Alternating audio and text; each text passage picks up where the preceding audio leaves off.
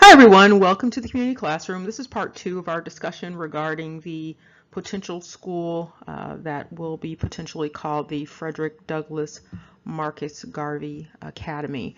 And what we're going to be addressing is a follow-up to the initial discussion regarding gifts in kind. And we're going to talk about the ACLU, and that's the American Civil Liberties Union, and its activities in the state of Delaware regarding children's rights.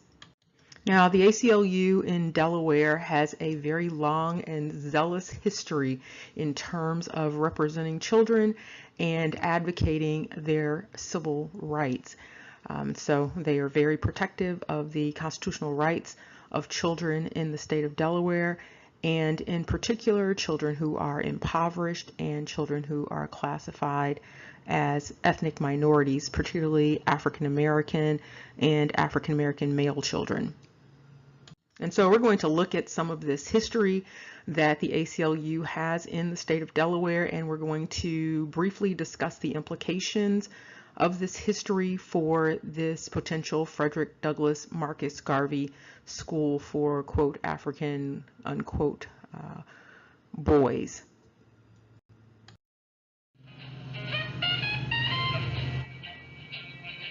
And as a quick reminder, if this video appears on any other platform or channel other than Dr. Tracey McCarthy, it is stolen and unauthorized. Let's get started. Now, for those of you who are working on the project to get the Frederick Douglass Marcus Garvey School for Boys off the ground in the state of Delaware, one of the things you need to be mindful of is the zealousness with which the ACLU represents the rights of children in the state of Delaware, particularly in Newcastle County. And so we're going to look at a little bit of the history of the ACLU in Delaware with respect to the rights of children and with respect to the rights of individuals, period, in terms of their constitutional rights and their civil liberties. And as you can see, fairly recently, the ACLU asserted the constitutional rights of the workers at the Department of Services to children, youth, and their families. And this was regarding a random drug testing related to working with or not working directly with children. And so the ACLU is no respecter of persons, and so they will represent the constitutional rights of the employees just as quickly as they will represent the constitutional rights of the children. And again, they are very zealous when it comes to the children of Delaware in terms of that history.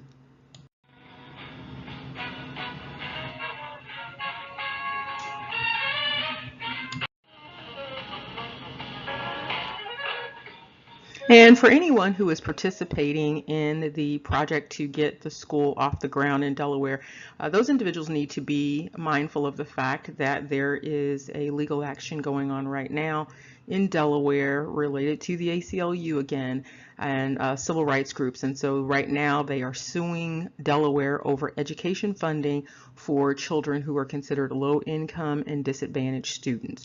And so that's going on right now. And so there are assertions that children who have special needs, who have disabilities, they are not receiving the funding that they should be receiving in order to meet their needs. And again, when you're talking about children with special needs, you're going to then invoke the power of the federal government and the state government because they have special needs and they fall under a variety of disability laws. And so right now, the ACLU is suing the state of Delaware specifically for not treating the children in an equitable manner in terms of making sure that their educational needs are met. And so for those who are planning to work on the program for the Frederick Douglass Marcus Garvey School, they should be, constantly mindful of what's going on in Delaware in terms of these sorts of actions and the advocacy that's going on behalf of the children in Delaware. And so you can get a little summary here. Basically, there are two civil rights groups that are involved, and the allegations revolve around the funding of education. And they are basically asserting that children who are well off those children are provided adequate services in terms of education, but the children who are living in poverty in Delaware, they are being provided with substandard services. And so again, their focus is on children from low-income families.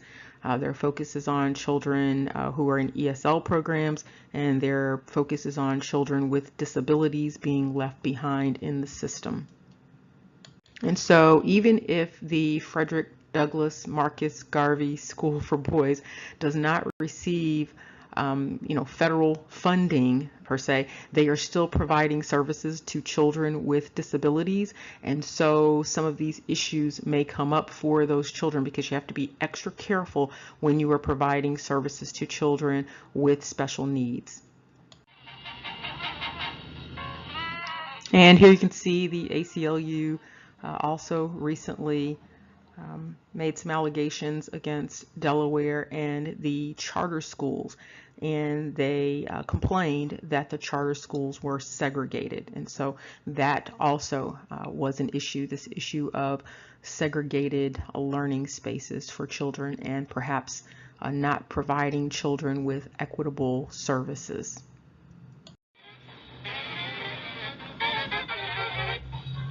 And then back in the 90s, early 90s, there was a major lawsuit from the ACLU against the state of Delaware and against the Department of Services to Children, Youth, and their families. And this was related to male and female children who were confined at Ferris School. And it was also related to what's known as Newcastle County Detention Center. And the allegations then involved issues related to the 14th Amendment and due process and what's known as the least restrictive alternative treatment. And this is specifically related to children who are in juvenile facilities and children who are in educational facilities. And so some of the things that were going on were issues related to overcrowding and fire hazards and unhealthy living conditions. The children didn't get adequate medical care. The staff was engaged in abusive punishment. The children were improperly classified. They weren't receiving adequate education. They weren't receiving due process. There was a restriction on their communications with their parents. They weren't receiving adequate nutrition or recreation.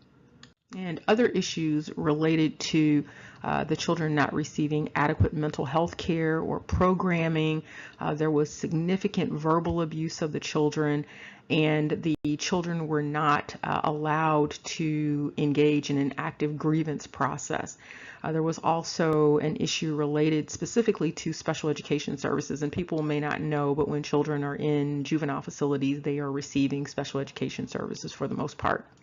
And I am acutely aware of the situation with Newcastle County Detention Center and Ferris School for Boys and this entire dynamic because I was hired to work at the Newcastle County Detention Center subsequent to the ACLU suing the state of Delaware for the abuse of the children, and subsequently my doctoral dissertation was written dedicated to this particular group of children. And so I have a pretty keen sense of what the dynamics were in Delaware when they were being sued for the mistreatment of the children. And again, anyone who is planning on creating a program in the state of Delaware, they need to be very, very mindful of, this history of the ACLU, in particular being hyper vigilant when it comes to the rights of children, particularly children who are disadvantaged, come from low-income environments, and African American male children in particular, and children with special education services. And here you can see the individuals who were involved in this particular lawsuit on behalf of the children.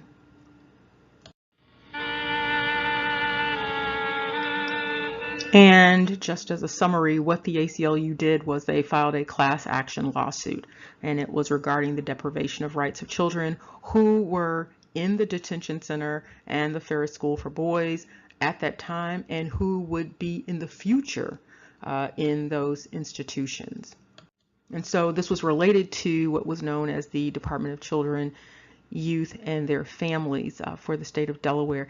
And another thing that people need to be mindful of is people sometimes think that if they're not taking government funding, they're not going to be under the oversight of the government. But as long as you're serving children, you're going to be under that oversight, because you're going to still have to conform to the dictates of the law regarding child abuse, child neglect, educational abuse, educational neglect, things like that. And so you do have to be mindful of those sorts of things. And you also have to be mindful of who you're hiring.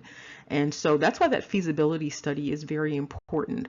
You want to make sure that you have the capacity to hire highly professional staff, staff that are above reproach when it comes to the treatment of children.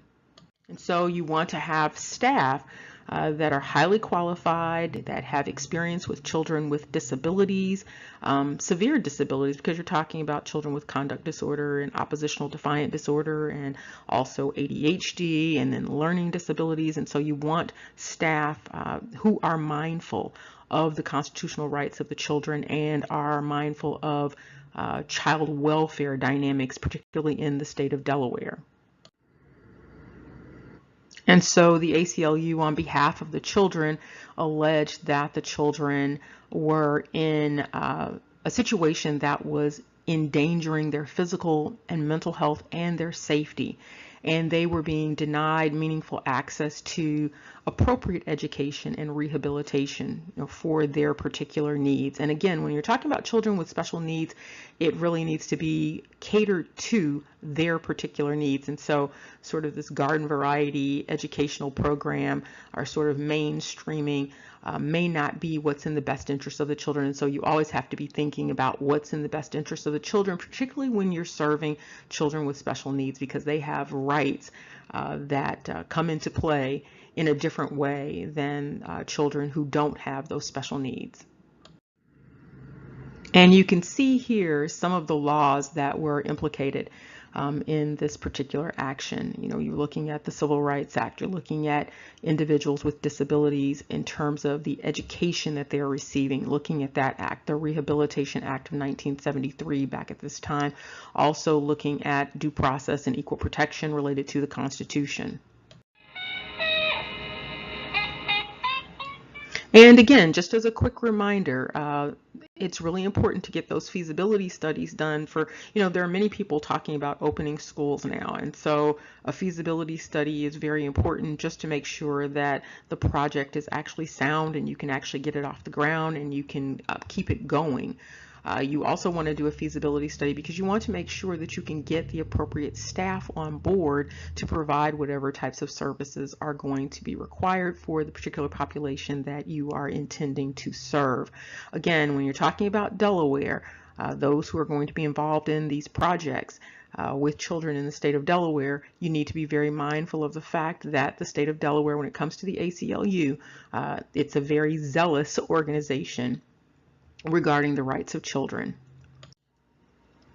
So in terms of programming in Delaware for children, individuals have to be prepared to go sort of above and beyond the call of duty when it comes to the children in Delaware, particularly in Newcastle County, Delaware. Remember, knowledge is power. Take care and see you soon.